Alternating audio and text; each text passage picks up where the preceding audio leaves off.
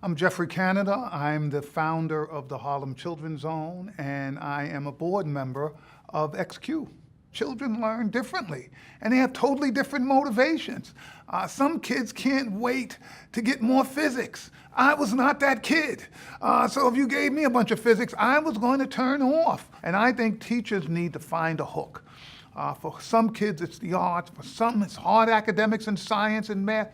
For some, it's going to be sports. We need to find that hook that engages that young person and use that to open up that child's mind. I've taught martial arts, and I would teach my kids every bone in the body and every muscle in the body. Every kid starting at 5 years old, they all had to learn them. And they all learned it. I mean, every single one. I would start with frontal, parietal, occipital. We'd go through, and no kid ever not learned. And you know why they learned it? They learned it because they thought I was going to teach them how to break the bones, right? Which I wasn't.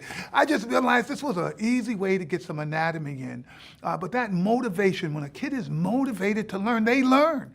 And part of our job, I think, as educators is to try and figure out what is that motivation? How do we tap into it? How do we get that child so they can't wait to get more from us as teachers? I did have a favorite teacher when I was in elementary school. It was my first grade teacher who was determined that she was going to capture this kid who was distracted. I just really wasn't focused on school. She tried everything. She tried the sand, she tried the finger painting, nothing got me, but this woman just would not give up. Her name was Ms. Brown, and in the end, she got me with Dr. Seuss. And Dr. Seuss changed my whole life as a first grader.